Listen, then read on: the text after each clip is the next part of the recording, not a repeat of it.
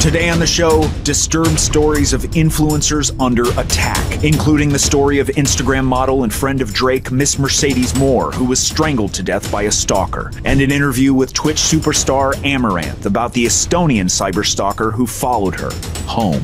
What causes someone to become an online stalker? How far will they go? And are the benefits of becoming a famous influencer worth the bullseye it puts on your back? Stick around as we attempt to answer these questions and much more today on Cybercrime. The Influencer Marketing Benchmark Report 2023 predicts that the influencer industry will grow to a whopping $21.1 billion this year. With stats like these, it's no surprise that being an online celebrity on platforms like TikTok, Instagram, YouTube, and OnlyFans has become an alluring career path for people of all ages and walks of life. The most successful Instagram poster, Portuguese footballer Cristiano Ronaldo, has 581 million followers and pulls in $2.39 million per post. But even for the average influencer, there are still immense benefits to online celebrity, if only the entrepreneurial ability to drive one's own livelihood and work schedule by creating, producing, and monetizing your own content, often from home in the country of your choice. But with those perks often comes a dark side: stalkers. Cyberstalking is part of the overarching crime of stalking. Clearly, these are people who are unwell. And you hear this with celebrities where they share all these aspects about their personal life. So then the cyberstalker ends up thinking, I am a personal friend of this influencer or this celebrity because look how much they share. Though the majority of people who encounter stalking behaviors are stalked by someone who knows them, what happens when thousands or even millions of online followers think they know you? Twitch streamer and e-girl Caitlin Siragusa, aka Amouranth, has a similar story. Siragusa, in true e-girl form, dresses in skimpy costumes of video game characters and even streams her exercise routines. It sounds like fun, until you realize that Siragusa had been getting disturbing messages from one of her 5 million followers, a man who was apparently infatuated with her. Last year during maybe March, so 2022, I was told about this guy who was streaming in the same section as me. I was in the hot tub section at the time, and he had my stream on his streams. He was reacting to me, but clearly in an unwell way. I remember him sitting shirtless, just sitting in his chair in his living room with the camera on, so you could see the whole thing. And it kind of looked like really run down home too. It almost looked like a horror movie. And he had his feet, his ankles, he just had his swim trunks on in a pot of water. I'm not kidding, like a cooking pot of water, just sitting like this, watching my stream while it played on his stream. And the donation goal, it had said $800, flight to Houston. And I'm like, that's not okay. The mysterious sender then posted an online announcement that he had sold his home and possessions and was leaving Estonia to find her. So he had gotten to Houston and he was just wandering around. He would go to different locations and wait there and put the address in his title, expecting me to come meet him. How did he find your home? Someone linked, I guess, doxed my address to him because, people do that. They swap me and stuff. So some annoying person leaked my address to him and was goading him on, being like, yeah, bro, go meet her. Yeah, go get your girl, or whatever. Not long after, her stalker was seen on Siragusa's home security camera, knocking at her front door and jiggling a doorknob. Siragusa called the Houston police, who took him away. Yeah, at that time, they didn't arrest him. They just detained and gave him a trespassing warning and said if he comes back again, then they'd have to arrest him. And he didn't come back for a year. And then he came back last month. And then that's when we called the police and they actually came and arrested him.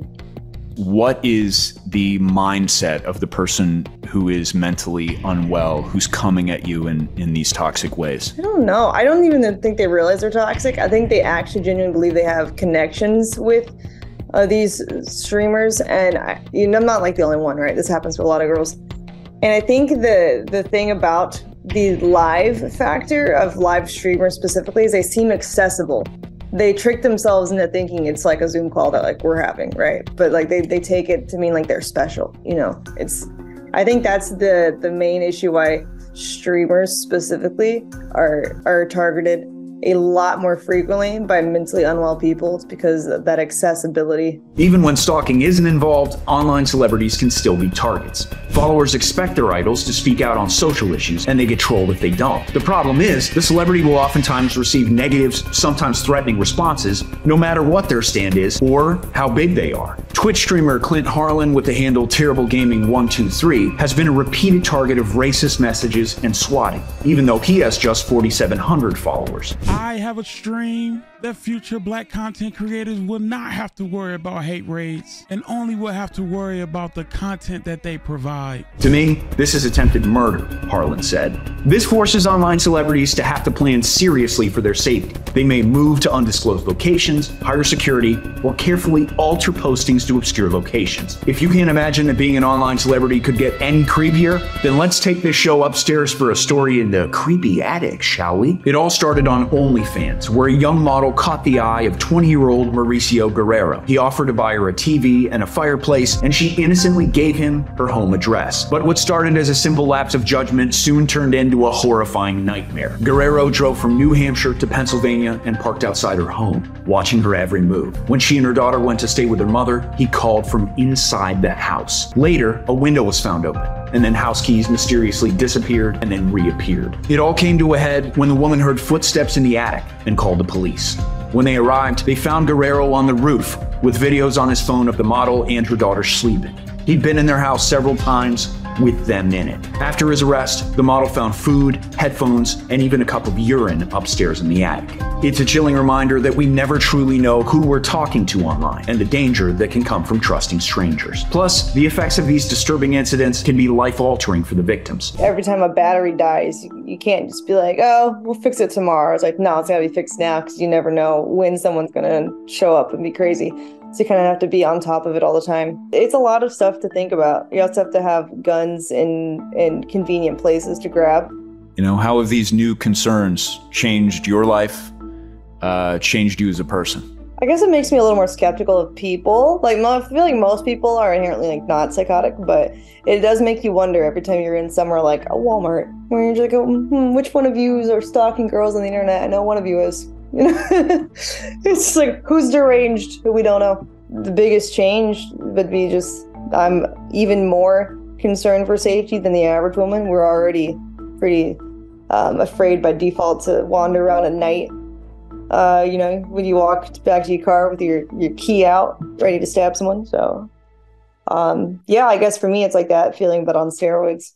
Which brings us back to our opening and the fatal case of Janae Gagnier. Gagnier posted eye-catching photos of herself on Instagram as Miss Mercedes Morr. At 33, the model had almost 3 million followers on Instagram. And why wouldn't she? She partied with Drake and was a video vixen with major sponsorships. It was a persona Gagnier had worked hard to create. Starting as a strip club dancer in Vegas, she'd elevated her career to extremely successful online influencer. Her success, however, came with high costs. In one instance, a follower doxed her, posting her address on Instagram, and she had to move. However, as time went on, Gagnier developed better strategies. For one thing, she moved into a gated community. Plus, she used security for all her personal appearances, and when she posted photos, she only did so after she'd left the location. She also tried to obscure clues as to where she lived. According to her friends, she became very paranoid. But none of this stopped Kevin Alexander Ocorto, who entered her home and strangled her to death. After Gagnier failed to answer her father's phone calls, the distraught father kicked in her door and found his daughter dead at the bottom of her staircase. He then found Ocorto upstairs with a knife in his neck, bleeding to death. The walls in the room had rambling notes written in lipstick or pen. They were confessions, apologies, and professions of love for Gagnier, who, according to police, had no personal connection to Ocorto at all. She was special. Just like she had a few million followers, that's all fine and good, but she was a person. And we miss her a lot. Searching us out to get the facts. Janae was loved, funny, goofy, crazy as hell. I know, and I shouldn't say that about my daughter, but that's my daughter. With the demand for media influencers ever growing, no doubt the threat to these online celebrities will grow as well. Doxing, swatting, and stalking are just some of the threats they'll face, and real-world security, along with a comprehensive cybersecurity presence, should and must be a high priority, even for micro-level influencers. Can you talk about why it's so challenging for law enforcement to pursue claims of stalking and cyberstalking? The laws are not caught up to where we are in technology is the bottom line. That's the easiest answer. If a victim is being cyberstalked and goes to the police will say, we can't do anything for you. Really, you just need to sue for defamation and take it civil. Do you have any advice for somebody who wants to protect themselves against cyberstalking? You have to be your own best friend. You have to be your own best advocate. You have to be your own detective, quote unquote.